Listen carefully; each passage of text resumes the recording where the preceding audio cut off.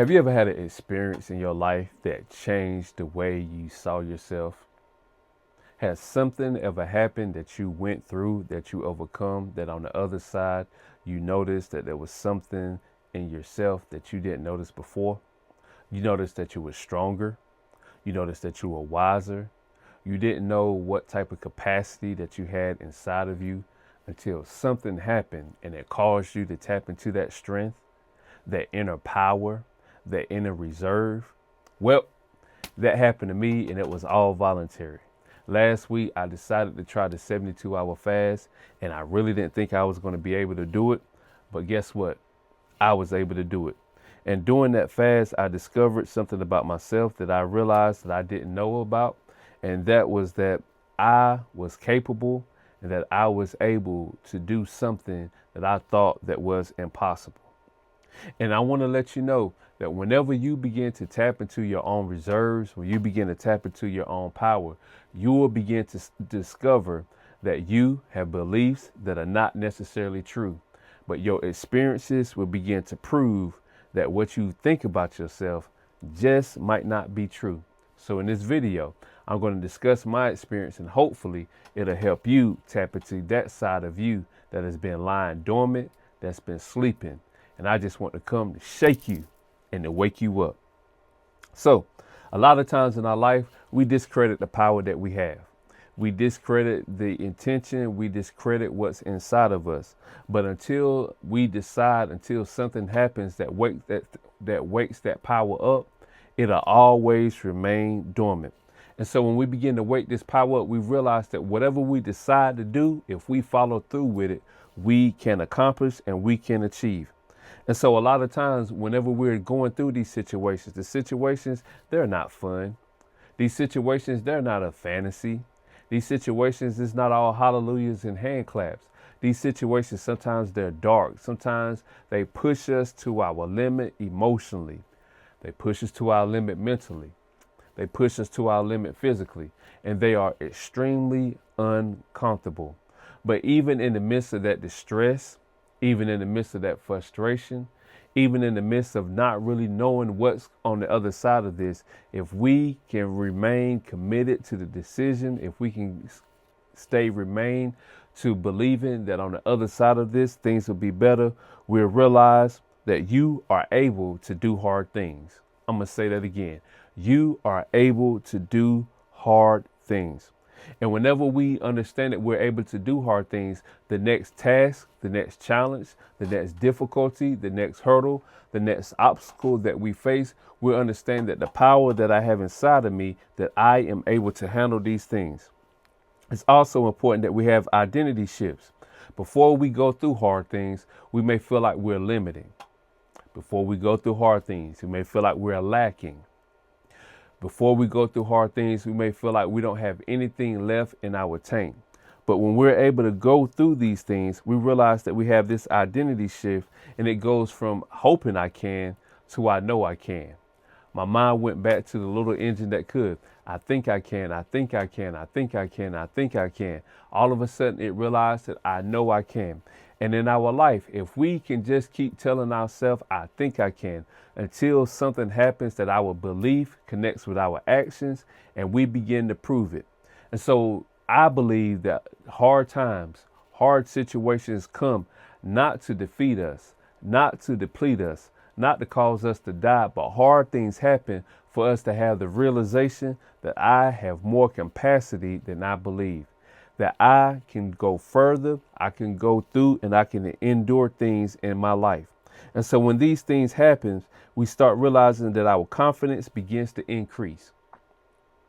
And that's one of the hardest things that a lot of people struggle with, their internal confidence, because maybe some things they didn't do as good as they thought they should have done. Maybe some things didn't turn out the way that they think they should have turned out. And a lot of times I get it. That's discouraging.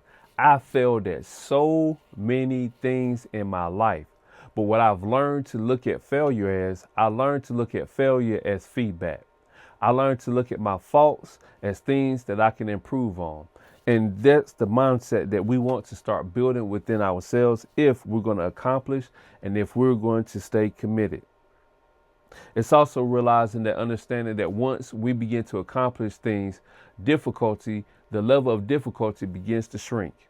Have you ever overcome something and you on the other side of it, you was like, listen, whatever's next for me, I'm going to get it done. Whatever's next for me, whatever challenge that is in front of me, I am able to overcome it because you're able to slay those Goliaths. You're able to overcome those giants that you may feel like you can't handle in your life. The lesson I want you to understand that discipline is always going to be that decision. And when we allow that to be the determining factor, no matter what's in front of me, I'm going to figure it out. This is not bigger than me. This is not stronger than me, but I have the ability. Why? Because I have this thing right here. I have this brain and I am connected to a higher power. And as long as you keep that song just popped in my head, be optimistic. As long as you keep your head to the sky, you can win. And when we begin to understand that we have a power, when we have it flowing inside and through us, how we decide to use it is totally up to you. And it's up to you if you decide to let your situation feel bigger than you are. It's totally up to you if you decide to feel small. It's totally up to you if you continue to play small. But during this fast, I realized that even though it was something huge, even though it was something I felt that I didn't even know that I was able to do it. But sometimes you have to do a thing to find out if you can endure a thing. Sometimes you have to do a thing. You have to take that initial action. And once you get that momentum going, I've come too far. I didn't come this far just to come this far and to give up.